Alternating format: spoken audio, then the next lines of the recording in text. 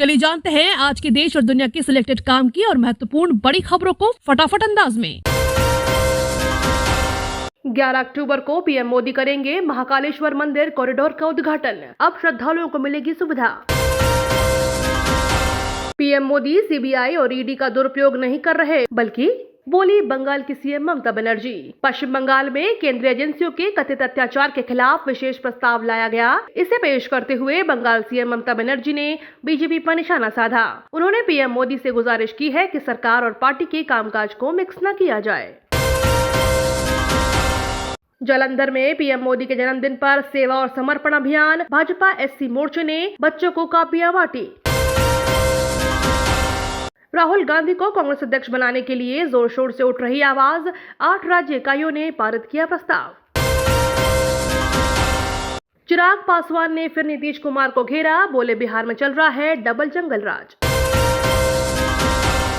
BJP ने नीतीश कुमार को दिया झटका। मणिपुर और अरुणाचल के बाद इन राज्यों में पूरी जेडीयू पार्टी का किया विलय। दादर और नगर हवेली, दमन और दीव में जेडीयू का बीजेपी में विलय हो गया है। पार्टी प्रमुख जेपी नड्डा और राष्ट्रीय महासचिव बीएल संतोष की मौजूदगी में दिल्ली में जेडीयू के 16 नेताओं ने बीजेपी की सदस्यता ली। केजरीवाल सरकार बनवा रही 11 नए अस्पताल। सिसोदिया बोले मिलेंगी वर्ल्ड क्लास सुविधाएं। 52 मोहल्ला क्लिनिक भी बन रहे। विपक्ष के किसी गठबंधन में नहीं, अकेले 2024 में मोदी के खिलाफ उतरने की तैयारी। केजरीवाल ने दिए संकेत। असदुद्दीन ओवैसी का शाह पर पलटवार। हैदराबाद के बिना भारत अधूरा। आजादी की जंग में नहीं थी आरएसएस और बीजेपी। राष्ट्रीय आपदा प्रबंधन प्राधिकरण के 18वें स्थापना दिवस में शामिल होंगे अमित शाह। 28 सितंबर को है कार्यक्रम। एनडीए में फॉर्मेशन डे। राष्ट्रीय आपदा प्रबंधन प्राधिकरण आपदा प्रबंधन के लिए नीतियों, योजनाओं और दिशा निर्देशों को निर्धारित करने के लिए अनिवार्य है, ताकि आपदाओं के लिए समय पर और प्रभावी प्रतिक्रिया सुनिश्चित की जा सके। चीन को भारत से पहले ज्यादा खतरा। शी जिनपिंग ने पीएलए के वेस्टर्न थिएटर कमांड को किया मजबूत।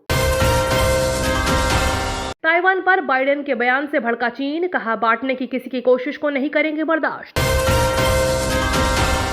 केंद्र में 10 लाख खाली सरकारी पदों को भरने के लिए जल्द अभियान शुरू करेंगे मंत्रालय। कैबिनेट सेक्रेटरी राजीव गौबा ने इस बारे में सभी मंत्रालयों के सेक्रेटरीज को लेटर भेजे हैं। इनमें सरकार की प्रायोरिटी में शामिल कामों को जल्द पूरा करने के लिए कदम उठाने को कहा गया है। अधिसूचना जारी। केंद्र सरकार के विभिन्न मंत्रालयों में 20,000 पदों पर निकली बम्पर भर्ती। रूस से रियायती कच्चे तेल का आयात करके भारत को 35,000 करोड़ रुपए का लाभ। रूस से रियायती कच्चे तेल का आयात करना भारत के लिए फायदे का सौदा साबित हो रहा है। 2020 में कोरोना वायरस के प्रसार के बाद यह दूसरा मौका है जब वैश्विक तेल बाजार में रियायती दरों के चलते भारत ने करोड़ों डॉलर बचाए हैं। बड़ी गलती होगी। प्रतिबंधों के खिलाफ रूस की मदद करने पर जो बाइडेन ने चीन को दी सीधी चेतावनी।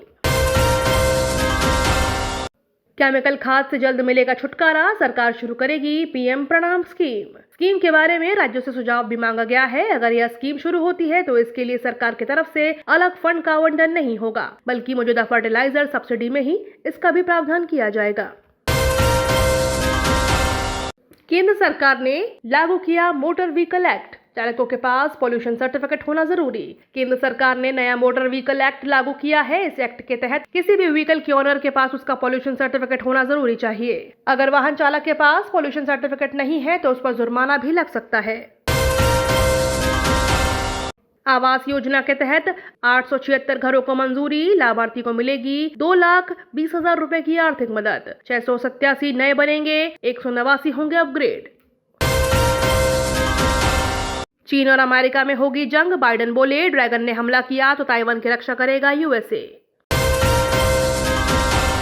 डेली ऐसे ही खबरों से अपडेट रहने के लिए चैनल को सब्सक्राइब करके बेल आइकन को दबाना बिल्कुल ना भूलें।